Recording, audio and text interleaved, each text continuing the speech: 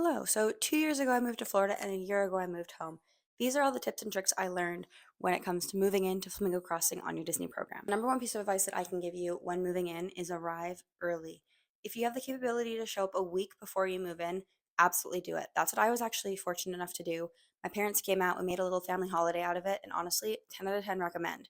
Not only was I able to have a last bit of time with my parents and have a last little mini family holiday before, moving out for a year, I was actually able to get used to not only the climate, which when you're moving in August is definitely crucial. I was able to do all the shopping I needed to do pre-move in, pre-move in.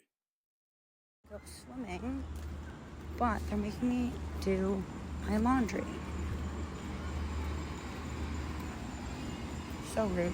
I got the shoes I needed for work. I got my umbrella and my kitchen stuff and my bedroom stuff and bathroom stuff. Anything that I didn't want to move across the world or across the continent, you could say, that I wanted to buy down in Florida, I was able to go purchase that in Florida, put it in my hotel room, and then that way when I moved in, it was just there. I'm having a wild first Friday night in Florida.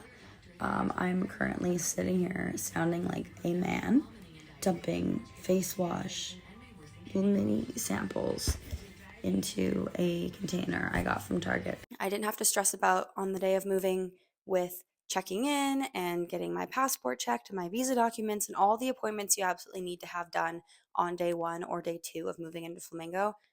I could just focus on that. I could focus on meeting new people, meeting my roommates, just enjoying being there before I had to start my crazy busy work schedule. And when I tell you it was crazy busy, I mean mandatory OT week one. So it gets busy. Showing up early gave me the opportunity to not only, get used to being in Florida, but I got used to the climate. I was able to relax. I was able to prepare and be fully ready when it did come time to move in.